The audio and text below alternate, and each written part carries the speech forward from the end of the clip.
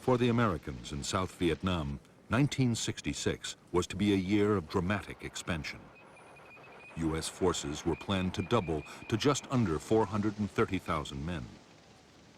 While the buildup was going on, the priority was to secure key parts of the country. By far the most important was the capital, Saigon.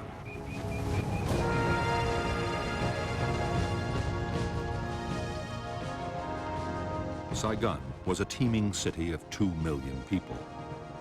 It was the seat of the South Vietnamese government and the location of South Vietnamese and American military headquarters.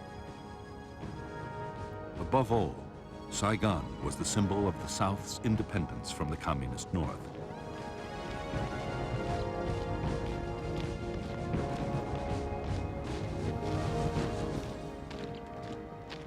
For the commanders of the Viet Cong guerrillas, the capital was the ultimate prize. The tens of thousands of Viet Cong based within 50 miles of Saigon were already drawing a noose tight around the city. Powerful guerrilla units were pushing right up to Saigon's doorstep.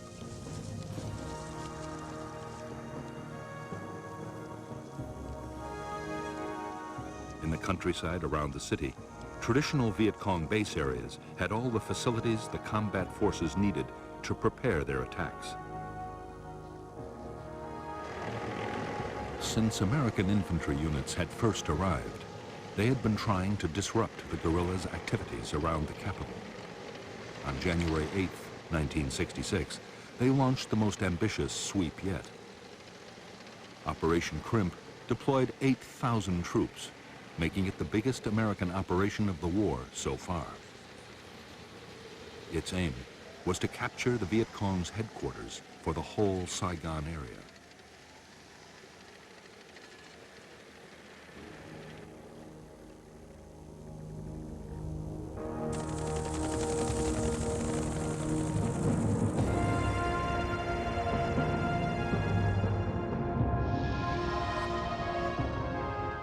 The Viet Cong headquarters for Saigon was believed to be somewhere in the Cu Chi district, the communist stronghold barely 20 miles from the capital.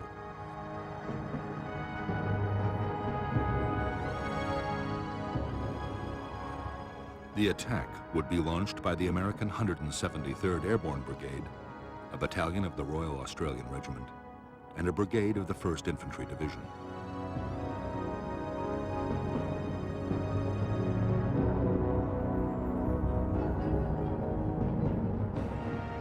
North of Cu Chi town was the disused Phil Hall rubber plantation and the forested area the Americans called the Hobo Woods.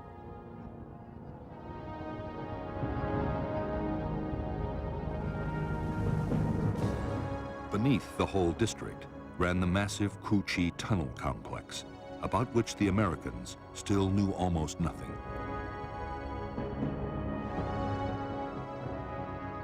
In the tunnels were the Viet Cong's Cu Chi military headquarters,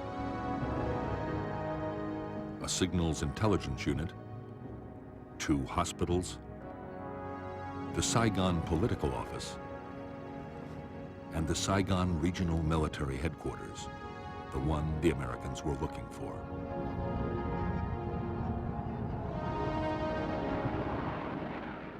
As with every American search and destroy sweep, Operation Crimp began with massive airstrikes and artillery bombardments.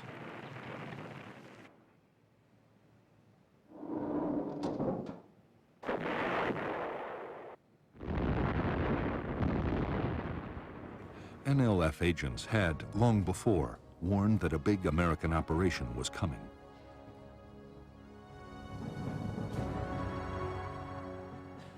Guerrilla commanders had already moved several thousand troops out of the Cu Chi area. Only 1,000 local guerrillas were left behind, mostly inexperienced teenagers. But with the tunnels to fight from, they were confident they could inflict serious casualties on the Americans.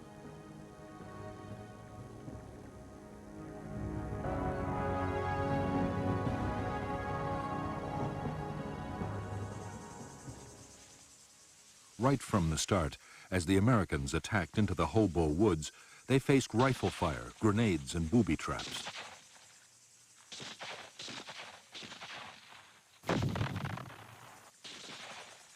NLF snipers opened up from hidden firing positions and within seconds vanished back into their tunnels.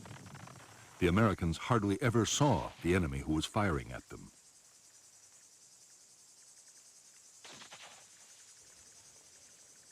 As the days went on, the Americans grew ever more frustrated and demoralized. Dozens of men were killed or injured. Every path seemed to lead to a trap. Only slowly did units begin to discover trenches and bunkers. They also found a handful of tunnel entrances. Still, no one had any idea of the sheer scale of the complex beneath their feet.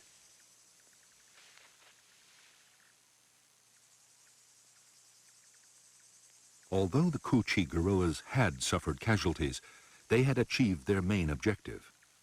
The tunnel complex and headquarters had survived virtually intact, as had the whole Viet Cong organization in the area.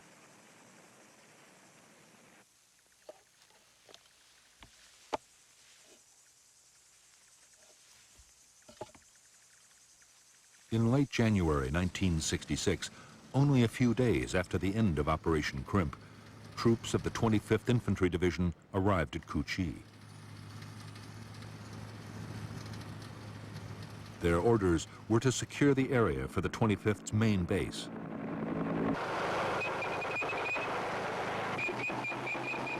The Americans succeeded in pushing out a perimeter using every ounce of firepower they could muster.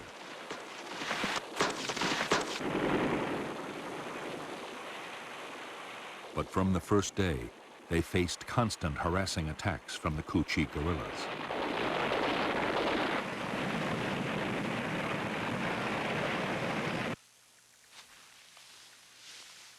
For months, the 25th Infantry Division was plagued by mysterious gun and grenade incidents inside its camp. Slowly, to the horror of the Americans, it was discovered they came from tunnels dug under the base itself.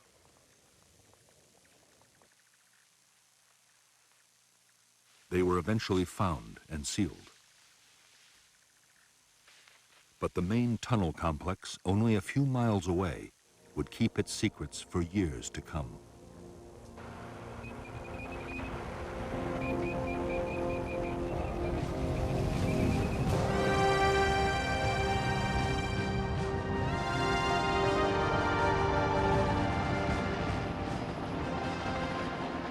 In February 1966, the American 1st Infantry Division mounted 4 big search and destroy operations just north of Saigon.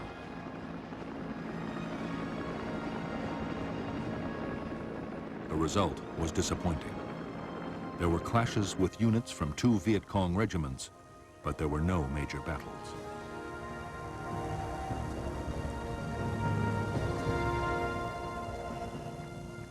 What the 1st's commanders wanted was a set-piece fight with the most powerful and dangerous enemy force in the region, the 9th Viet Cong Division. The 9th was made up of veteran regiments and was constantly on the move. The division was now poised to launch its spring offensive.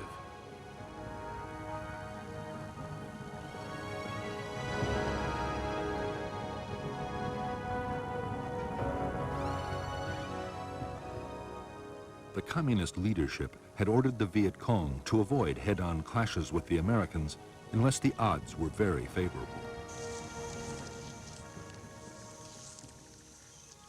But NLF leaders still meant to fight aggressively.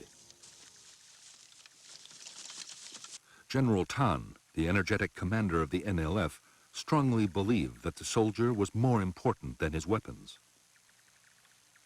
Tan was certain that what the troops of the 9th lacked in hardware, they would make up for in revolutionary zeal.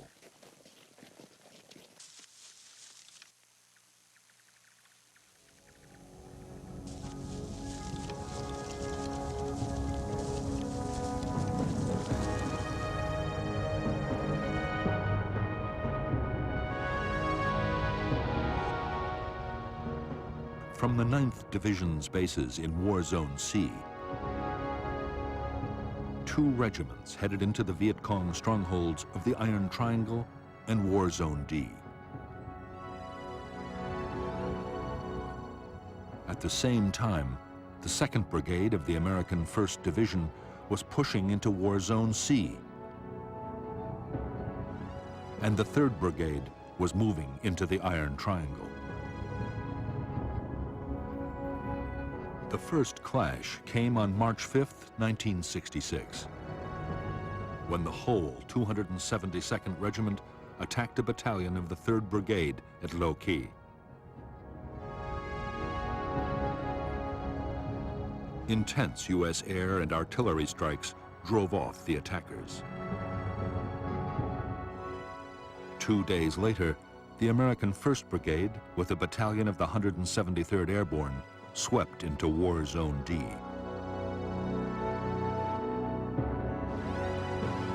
An entire Viet Cong regiment attacked the Airborne's positions. Again, devastating U.S. artillery fire turned back the assault.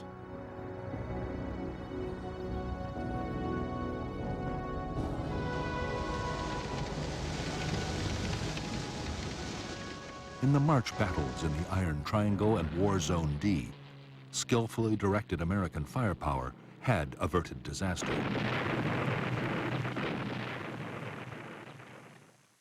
Hundreds of Viet Cong had been killed by artillery and airstrikes. However, to the intense frustration of U.S. commanders, after the fights, the Viet Cong regiments had simply melted away.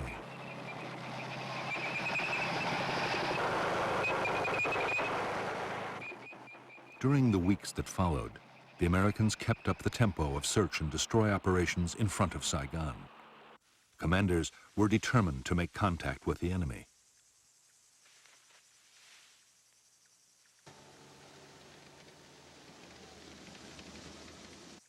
In late April, they launched a major operation into War Zone C to try and find the Viet Cong 9th Division.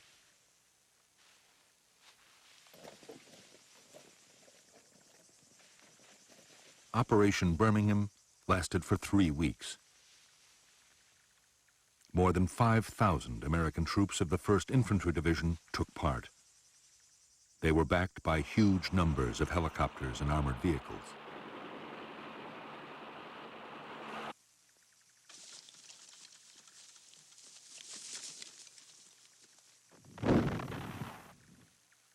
Although there were hundreds of vicious small-scale actions fought by platoons and squads on both sides, the big battles the Americans hoped for never did materialize. In 3 weeks, only 100 Viet Cong were killed.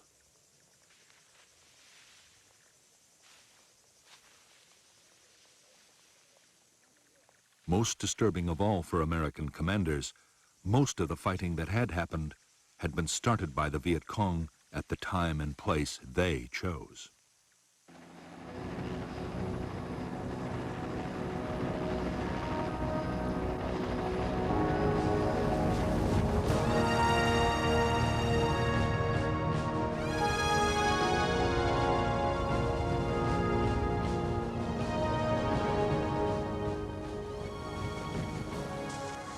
From the start, the Vietnamese had followed the 7 principles of guerrilla warfare laid down by the Chinese leader Mao Zedong.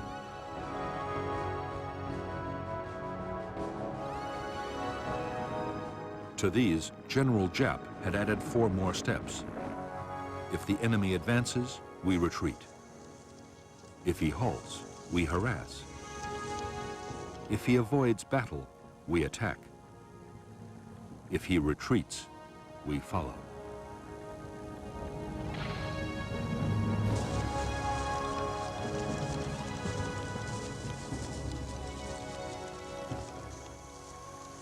Almost every search and destroy operation the Americans had launched had been met with Giap's tactics. The places the Americans were most likely to land their helicopters were set up for ambushes. Trails were quickly booby-trapped and mined, and snipers left in place.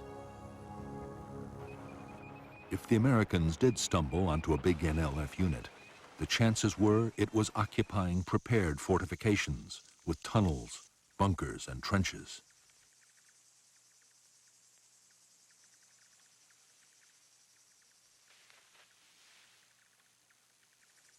It was when the Americans set up a defensive perimeter for the night or created artillery fire bases, as they did during every operation, that the Viet Cong would attack in strength.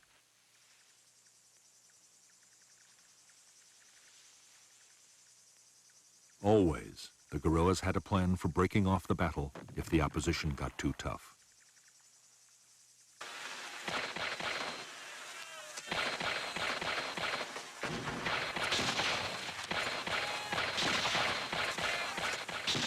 At first, American tactics had been totally unsuited to dealing with a skilled guerrilla enemy. With hard-won experience, that was changing. Commanders learned that helicopter landings had to be fast and aggressive.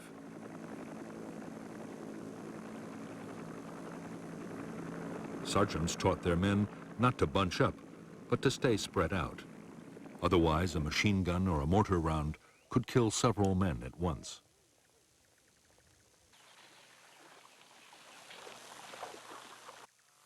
When camp was made, perimeter defenses had to be strong, with clear fields of fire all around. Above all, American soldiers learned they had to be vigilant at all times.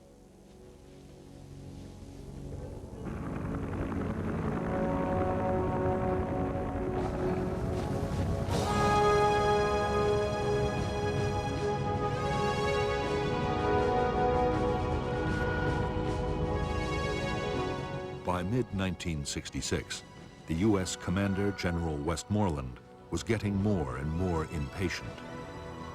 His whole strategy depended on causing the enemy to lose men and equipment faster than they could be replaced. For that, Westmoreland needed big battles.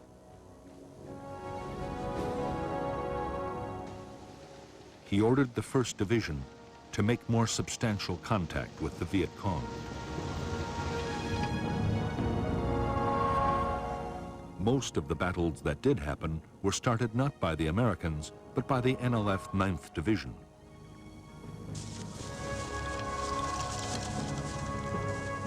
Route 13, linking Saigon to the Cambodian border, was the site for major ambushes.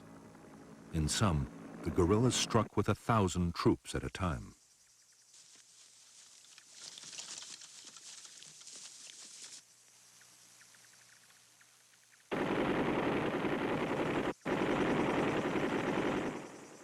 In one attack after another on Route 13, U.S. tanks and armored vehicles were destroyed. On June 30th, 1966, a major battle nearly ended in complete disaster for the Americans. It was fiercely effective air and artillery support that saved the day.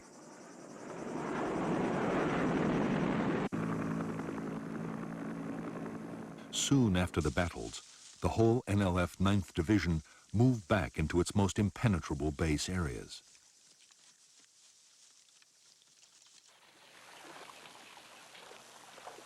Some crossed over into Cambodia. There, General Tan meant to rebuild the division for a new campaign in November, the start of the next dry season.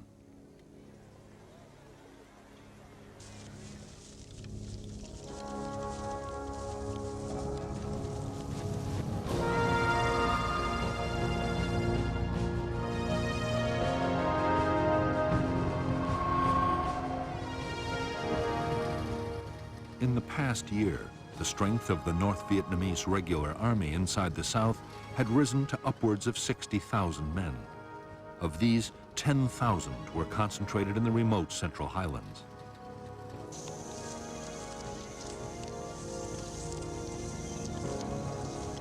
It was this area that General Giap, the North Vietnamese army commander, saw as a killing zone, a battlefield on which enormous casualties could be inflicted on the enemy.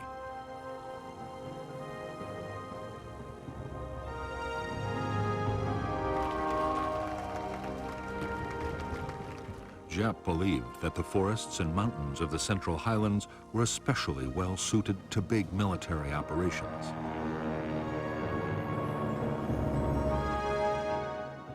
Whole regiments could be hidden, and the highland weather could be relied on to disrupt American air power. The troops would also be close to supplies and reinforcements across the Cambodian border.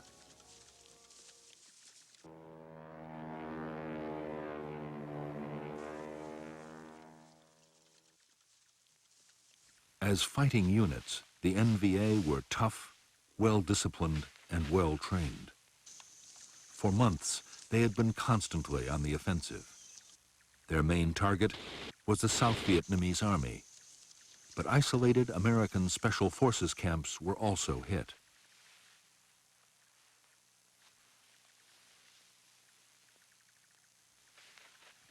Increasingly, attacks were carried out by units up to 2,000 strong.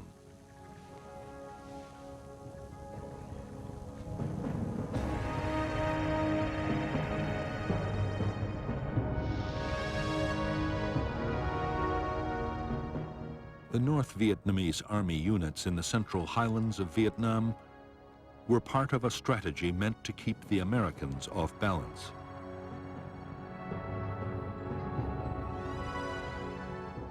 There were powerful NVA divisions on the demilitarized zone, separating North and South Vietnam. And there were the NLF regiments opposite Saigon. Communist forces could present the Americans with a challenge in any of the three areas and force them to react.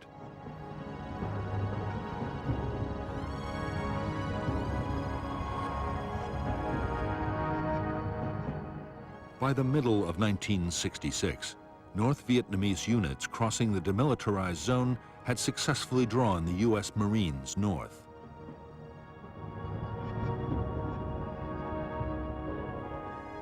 In the highlands, the NVA 24th Regiment had engaged elements of the 101st Airborne Division.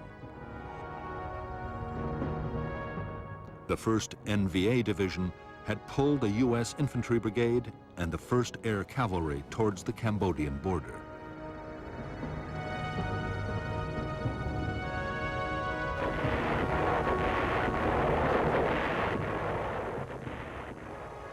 The Americans in the Central Highlands did succeed in inflicting thousands of casualties on the North Vietnamese Army.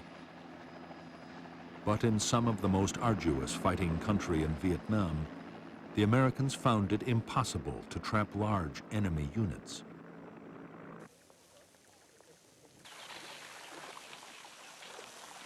Time after time, they succeeded in slipping through the net.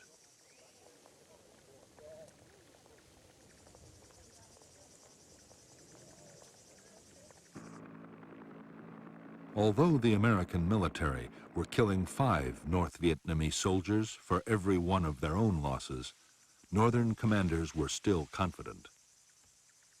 General Giap was sure that his forces could stay on the offensive and take heavy casualties as long as there were no dramatic defeats. The manpower potential of North Vietnam had barely been tapped.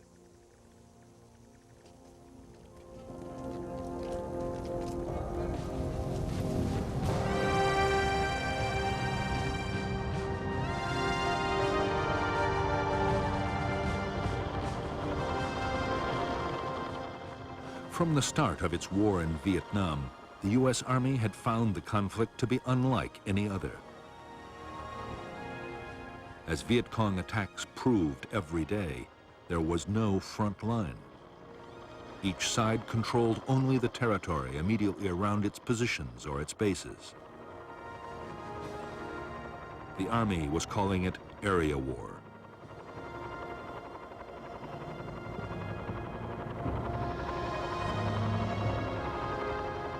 Area war meant that the roads linking U.S. bases to other units and to their supply depots were never completely secure.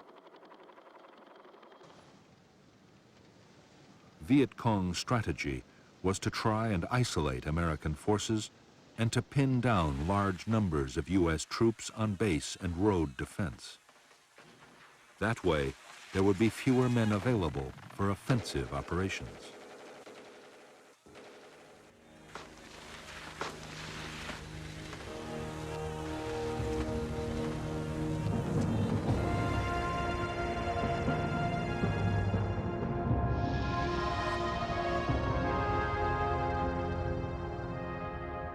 The supply lifelines for the 25th and the 1st U.S. Infantry Divisions were the roads linking their major bases to Saigon, Bien Hoa Air Base, and Long Binh, the biggest supply depot in Vietnam.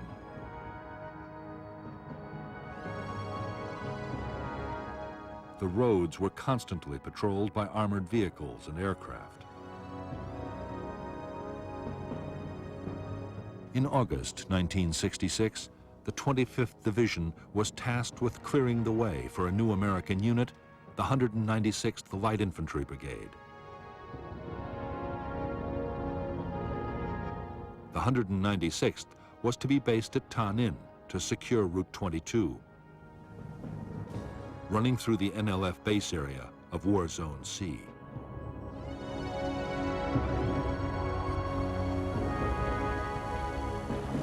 By October 1966, the NLF 9th Division had almost recovered from the battles of the previous July. Its losses in men and equipment had been replaced by supplies and reinforcements sent down the Ho Chi Minh Trail from North Vietnam.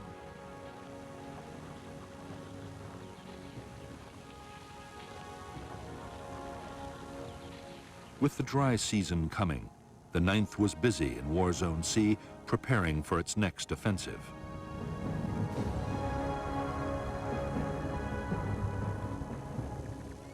The renewed activity of the 9th Division did not pass unnoticed by the Americans. Special Forces units mounted an intense reconnaissance effort deep inside Viet Cong territory. The reports they brought back seemed to show that the 9th's next target might be the Special Forces' own base camp, northeast of Tay Ninh City.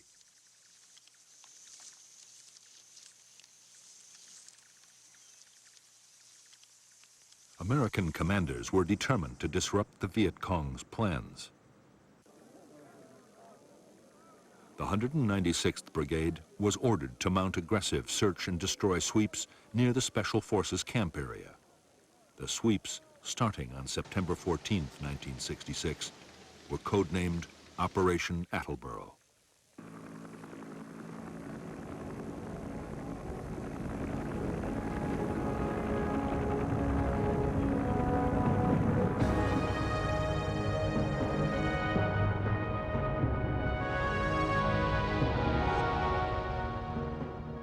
Operation Attleboro was launched by the 196th Light Infantry Brigade together with 22,000 South Vietnamese soldiers and GIs from the 1st, 4th, and 25th Infantry Divisions.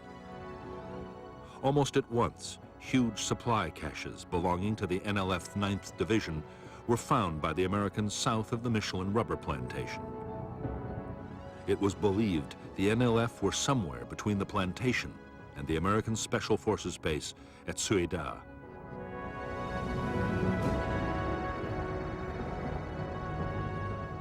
While one battalion made a helicopter landing, the other battalions pushed towards it on foot. When the landing zone was ambushed, both sides sent thousands of reinforcements rushing to the area. By the following day, full-scale battles were raging.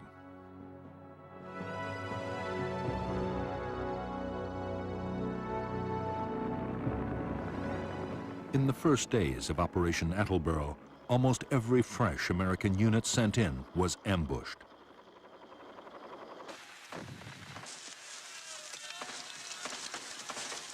Nor were the Americans safe behind the defensive perimeters of their nighttime camps. NLF units struck with thousands of men at a time and came close to wiping out whole American formations.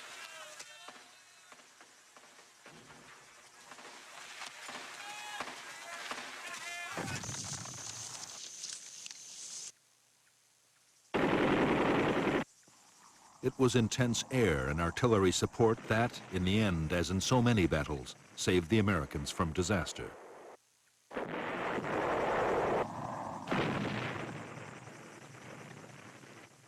Even then, many of the NLF battalions were attacking out of bunkers, trench lines, and tunnels, and were sometimes able to withstand the most punishing bombardments. The inexperience of the 196th was also telling. Tactical coordination between the brigade's units was poor.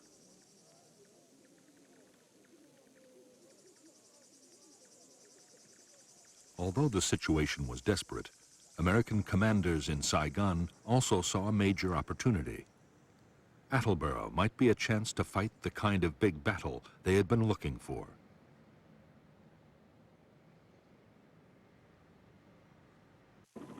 The 1st Infantry Division raced 2 brigades to the area, and unit after unit was piled on.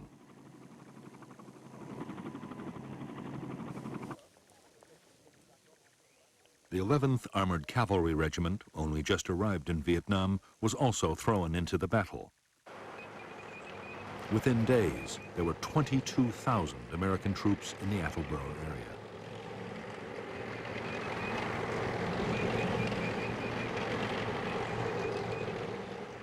The massive buildup of American forces was the NLF's cue to disengage. Although fierce firefights continued wherever the two sides came into contact, the 9th Division began to withdraw. Its big units broke down into smaller groups and slipped away towards Cambodia, where the Americans were forbidden to follow.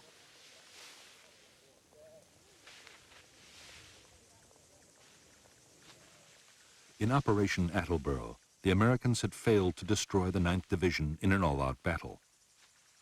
On the other hand, in 6 weeks, more than 1,000 NLF had been killed, for the loss of 155 American dead and fewer than 800 wounded.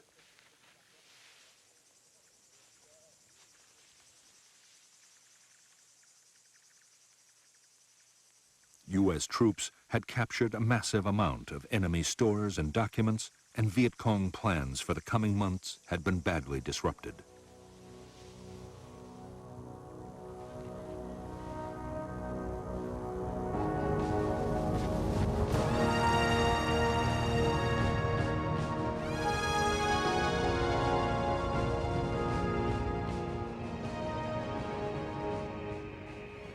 By the end of 1966, American forces in Vietnam had grown to 385,000 men, plus another 60,000 sailors off Vietnam shores.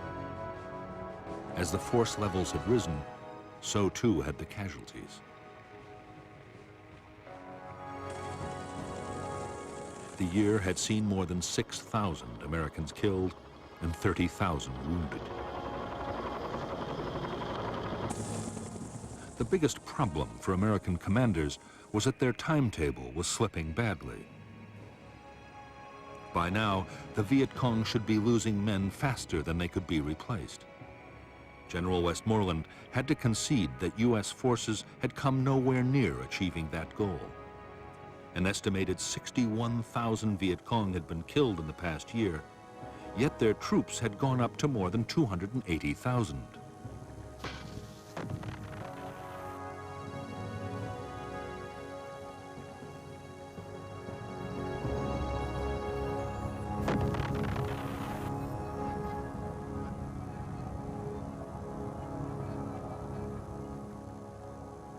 Part of the problem was that the American bombing campaign against North Vietnam and its supply routes to the south was still failing. More men and materials were reaching the guerrillas than ever before. The Viet Cong had also stepped up their recruiting.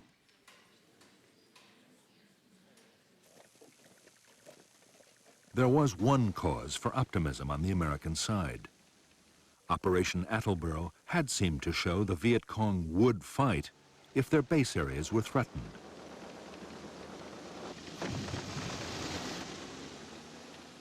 The latest plan was to go back into War Zone C with even greater forces.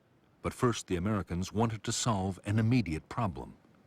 The districts just in front of Saigon, the Iron Triangle and Cu Chi, were still major Viet Cong strongholds.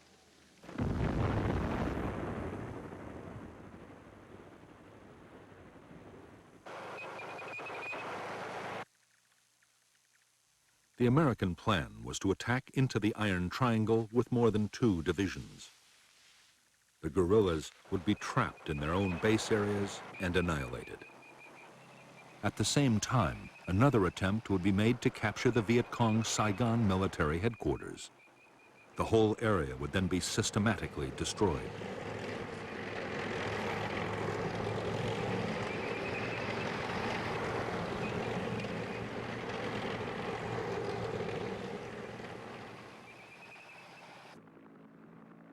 Before the attack, American aircraft dropped 20,000 leaflets telling the population to leave at once.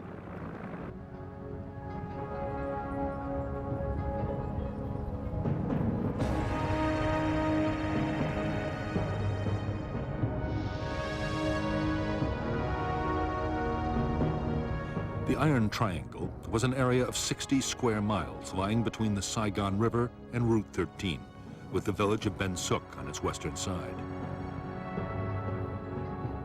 A major Viet Cong tunnel complex ran under the whole district.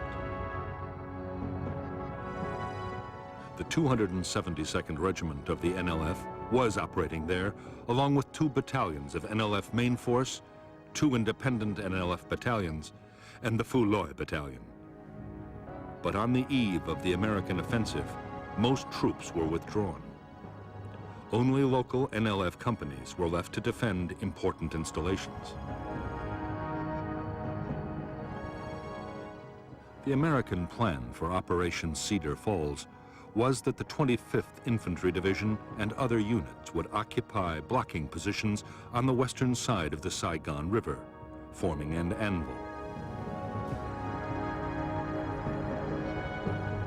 The 1st Division and the 173rd Airborne Brigade would assault from the north and the east, with a battalion landing at the village of Ben Suc.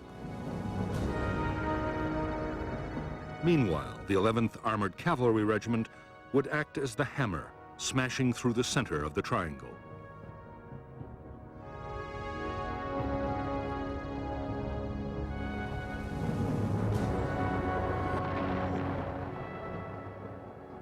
Operation Cedar Falls opened with 4 days of attacks by B-52 bombers. Artillery and airstrikes followed, and a wall of fire was laid down to cut off the NLF's retreat.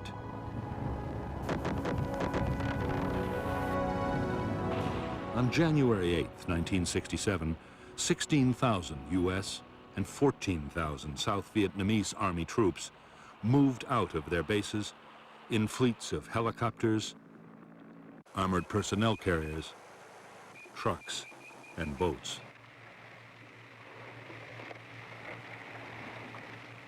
In the first hours of Operation Cedar Falls, the village of Ben Suc had been captured with barely a shot fired. The local company of 100 NLF fighters had been taken completely by surprise.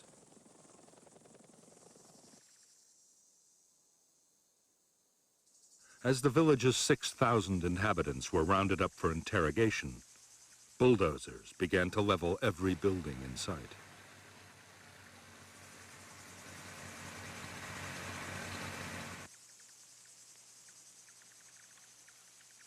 The American operation to smash the Iron Triangle lasted 19 days.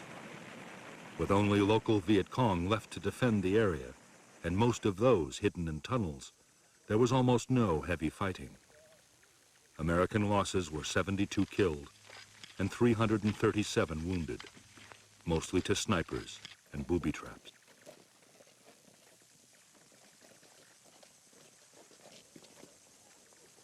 In Ben Suc and in the Tan Dien forest, the Americans uncovered dozens of tunnel entrances. By now, they were better prepared. Specialists, known as tunnel rats, had trained to go down tunnels and explore.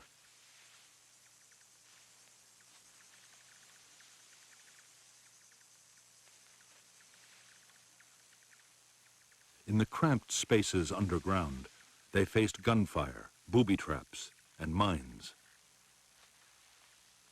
The problem was, there were only a handful of tunnel rats, and the complexes were enormous. Whenever tunnels were found, the Americans made determined efforts to destroy them. Demolition charges, explosive gas, and flooding were all tried.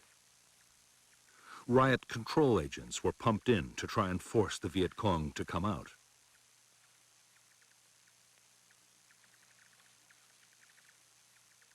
Nothing really worked. The tunnels were designed so that neither gas nor water could penetrate far.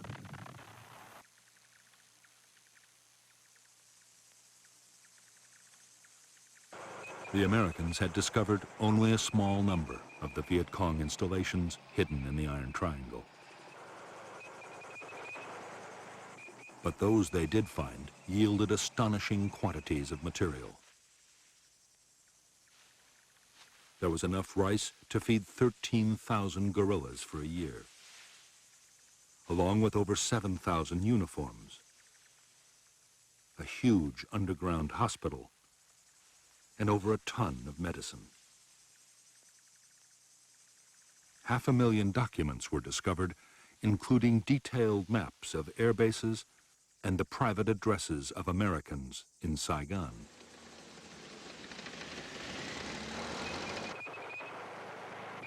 Some U.S. commanders immediately hailed Cedar Falls as a major success. Westmoreland was much more cautious. The main NLF military headquarters had not been found. Neither had any sizable enemy unit been brought to battle and destroyed. In the end, 720 Viet Cong had been killed for the loss of 72 Americans.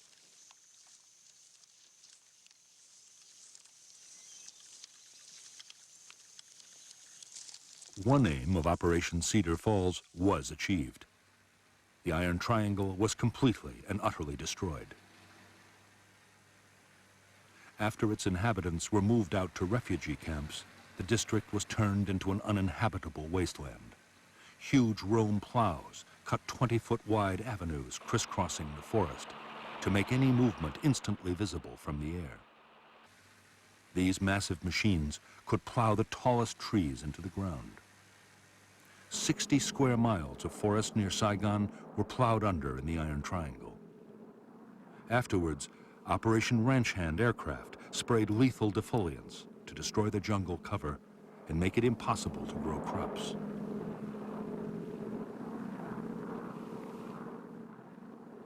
After the Americans had pulled out, almost the whole of the Iron Triangle was designated a free fire zone. Artillery or bombs could be rained down at will, and anyone that moved could be attacked from the air.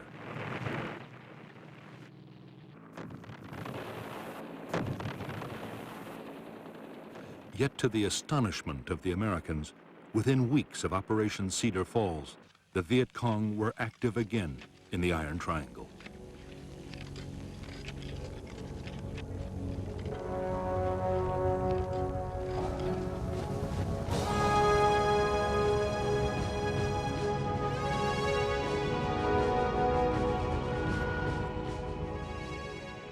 By mid-February 1967, American commanders had again turned their attention to War Zone C and the NLF's 9th Division. The new offensive was codenamed Junction City. Westmoreland had ordered his commanders to think big, and they had planned the most ambitious search and destroy operation of the war so far. 30,000 American troops would take part, together with 5,000 men from the South Vietnamese Army.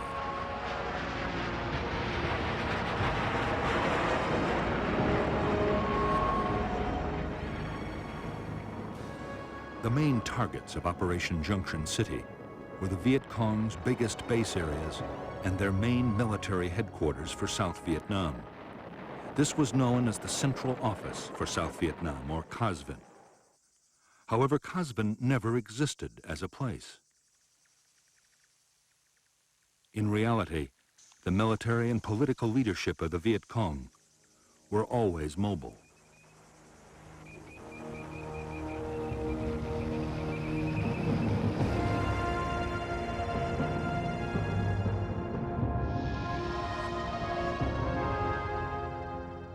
The Viet Cong base areas of War Zone C held the 9th Division's 3 regiments, a regiment of the NLF's new 5th Division, and 2 North Vietnamese Army regiments. Altogether, more than 10,000 troops.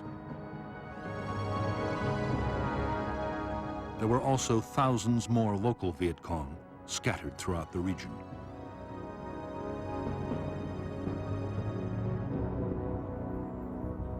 Operation Junction City called for 2 American brigades to block the Viet Cong's escape to the west over the Cambodian border.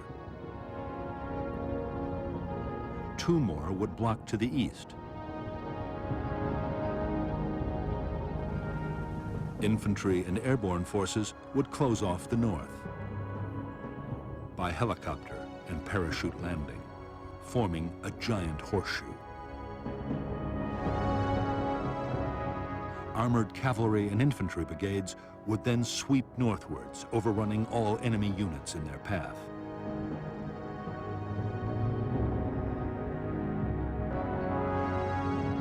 In the second phase of Junction City, a series of special forces camps would be built, along with a bridge over the Saigon River, and operations would shift to the east.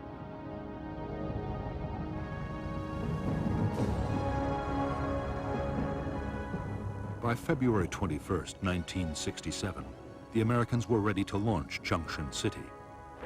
The blocking forces to the west and the east were in place.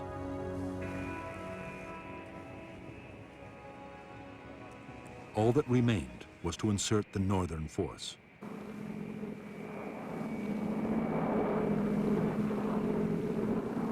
In one of the largest air-mobile assaults ever, 240 helicopters swept over Thanh Ninh province. Fighter bombers and helicopter gunships hammered the landing zones.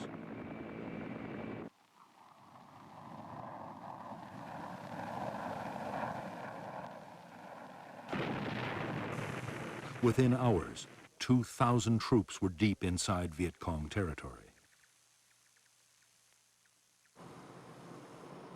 At the same time, in the first parachute drop of the Vietnam War, nearly 800 men of the 173rd Airborne completed the American Horseshoe.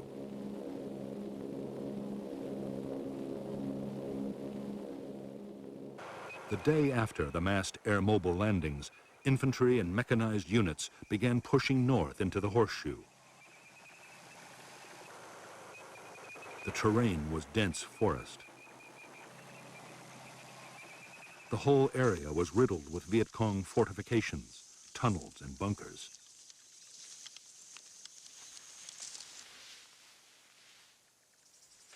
Although there were scattered firefights, and the Americans lost men to snipers and booby traps, there were few big actions.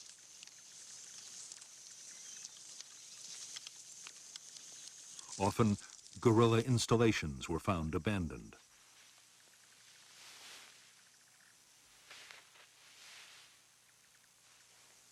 The battles that did happen were started by the Viet Cong.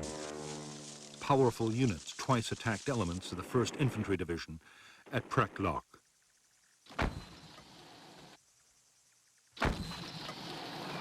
Furious American bombing and artillery fire drove off the assaults.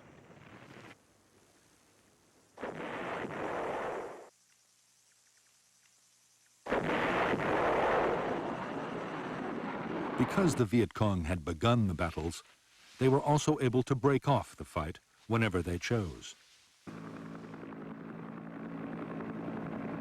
Nor were the American blocking forces able to trap them and make them fight. The dense vegetation meant the guerrilla battalions could break down into platoons and filter through American lines. By now, the Viet Cong military leadership the Americans were searching for had also slipped away across the border into neutral Cambodia.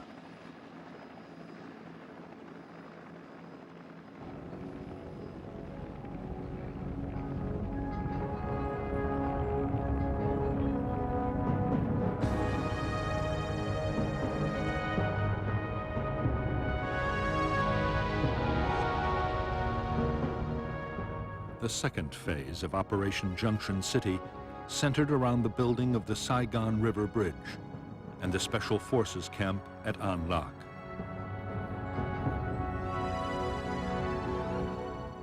Convoys of trucks shuttled up and down Route 13 with building materials. For defense, artillery fire bases, including Fire Support Base 20, were scattered along the road. Firebase Gold and Landing Zone George were created for search and destroy sweeps.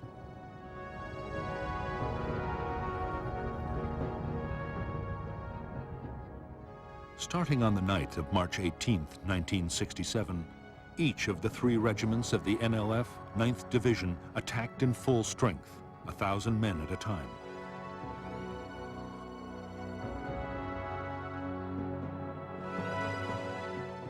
Each attack was driven off by overwhelming American air and artillery fire.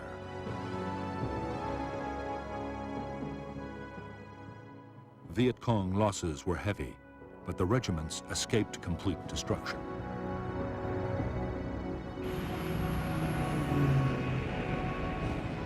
Operation Junction City lasted 72 days. By its end in May 1967, this operation, coupled with the Cedar Falls offensive, had cost 282 American lives and 1,500 wounded. Nearly 3,000 Viet Cong had been killed. Guerrilla bases had also been overrun and installations destroyed. American troops had captured large quantities of stores, equipment, and weapons.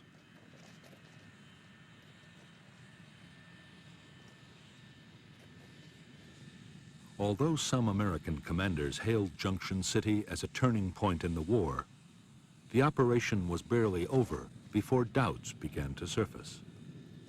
Like Attleboro and Cedar Falls before it, Junction City had inflicted casualties, but there had been no great battles of annihilation. The Viet Cong's regiments were bruised, but still intact. Nor did the Americans or the South Vietnamese Army have the forces to occupy the area indefinitely.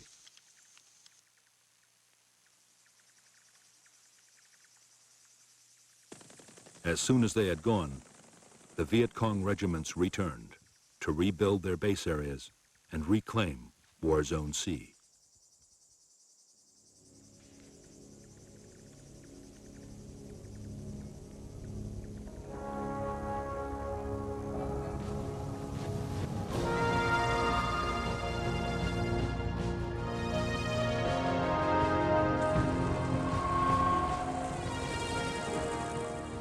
In July 1967, the U.S. Defense Secretary Robert McNamara flew to Saigon to discuss strategy with American and South Vietnamese leaders and officials.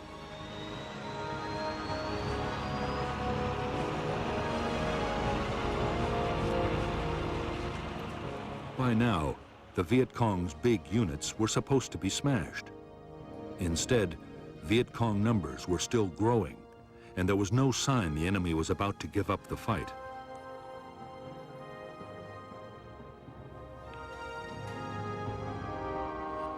McNamara had already recommended an increase in U.S. troop strength to more than 500,000 men. But now, he doubted even that would produce victory soon.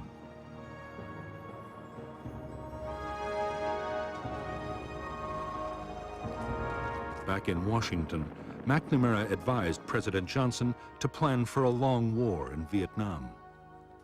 There should be less emphasis on battlefield victories. More attention should be paid to long-term measures, like helping the South Vietnamese government win control of the villages.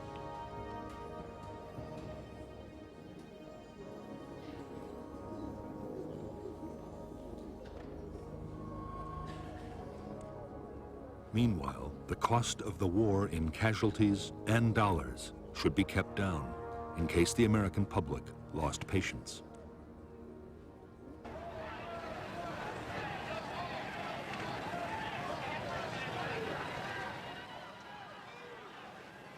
In the summer of 1967, just as the Americans resigned themselves to a long war, the Vietnamese communists changed their strategy.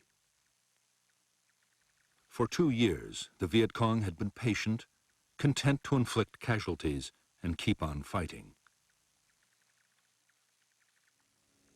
Now, they meant to risk an all-out offensive. In 1968, they planned to leave their tunnels and bunkers and win the war in open battle.